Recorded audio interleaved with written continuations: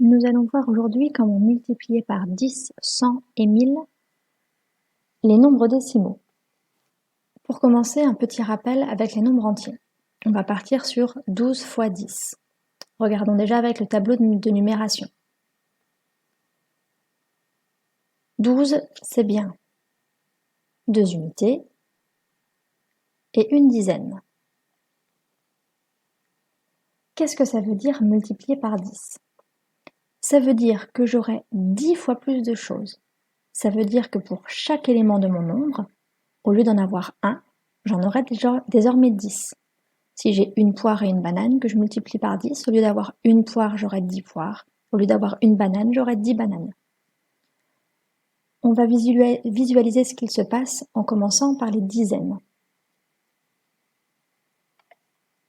Au lieu d'avoir une dizaine, j'en aurai 2, 3, 4, 5, 6, 7, 8, 9, 10.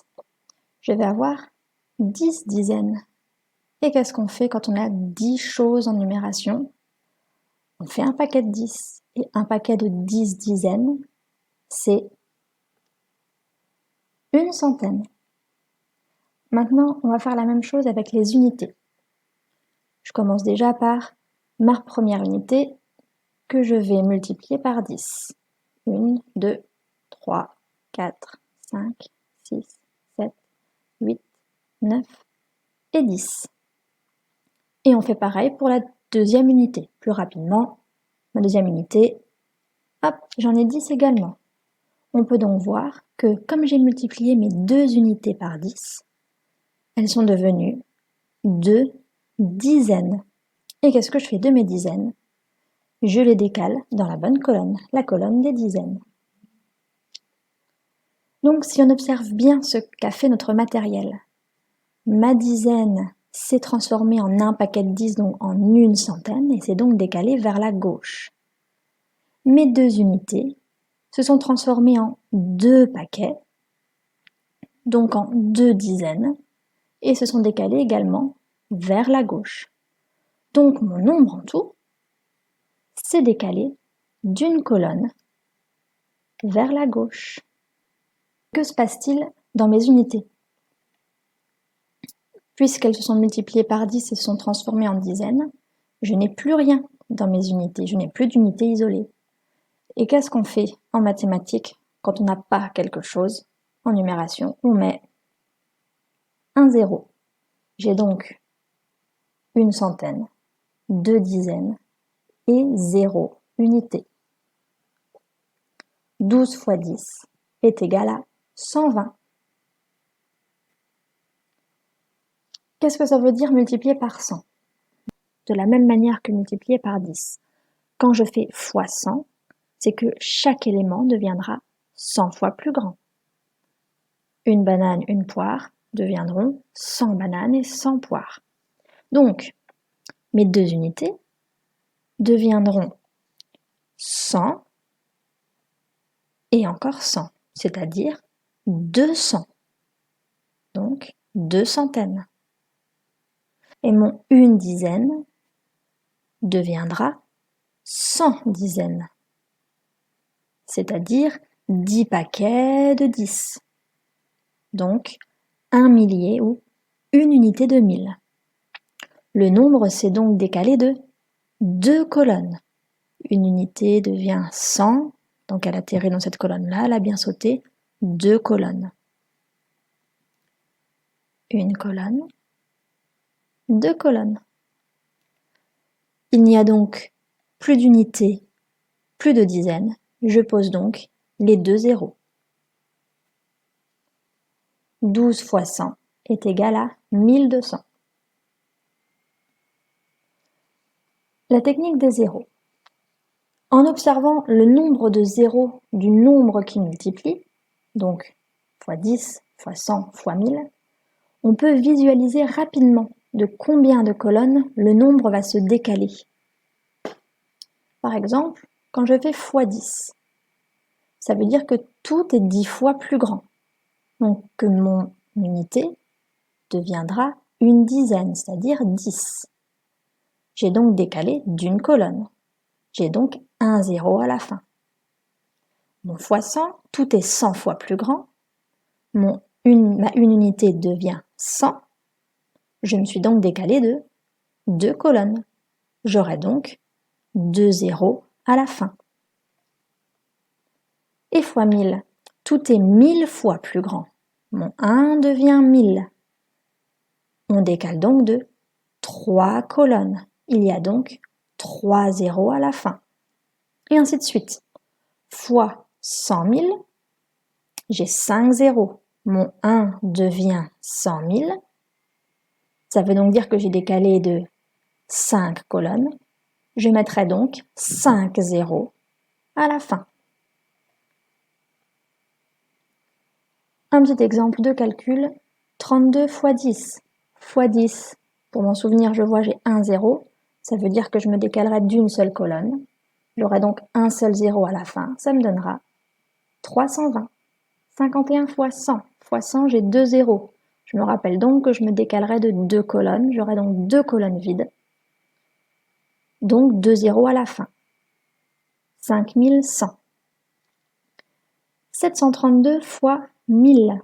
1000, 3 zéros, ça veut dire que je me décale de 3 colonnes. J'aurai donc 3 zéros à la fin.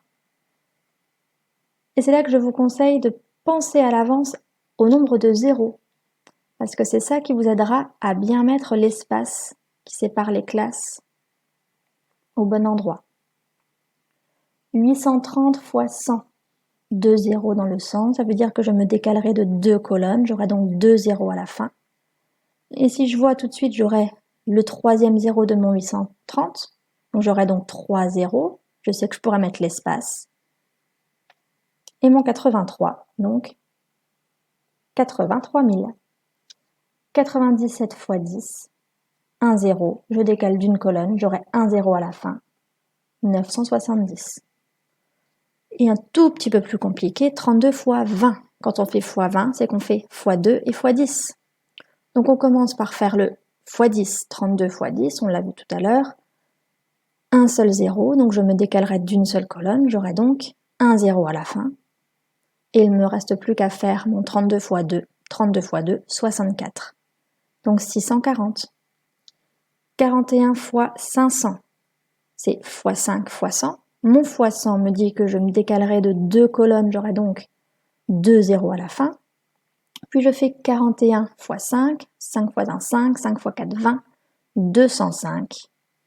Je réfléchis juste à bien regrouper mes nombres par 3. 0, 0, j'aurai le 5 et le 20, 20 500.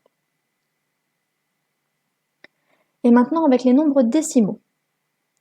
Exemple, 12,3 fois 10.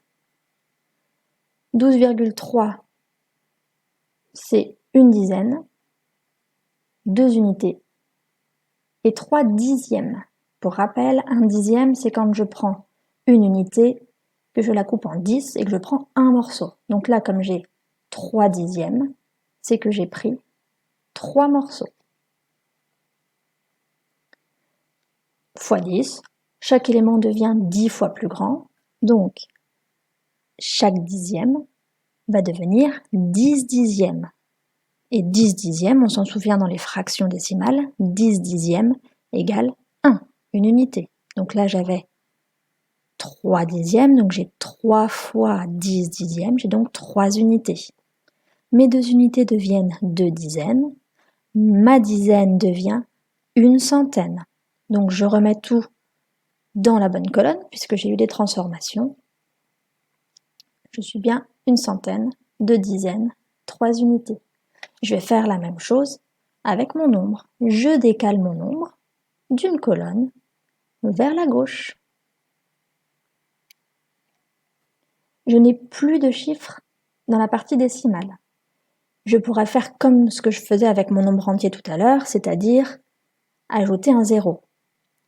Mais on a déjà vu que mettre uniquement un zéro dans la partie décimale ou ne rien mettre revient au même.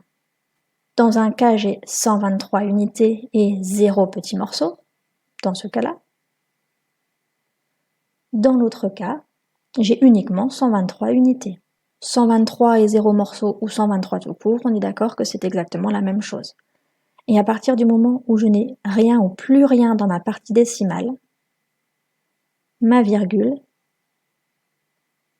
disparaît. Pour résumer, pour multiplier un nombre décimal par 10, par 100 ou par 1000, on utilise la même technique qu'avec un nombre entier. On décale tout le nombre vers la gauche, ce qui fait que les chiffres sautent au-dessus de la virgule. Les chiffres qui étaient dans la partie décimale sautent au-dessus de la virgule.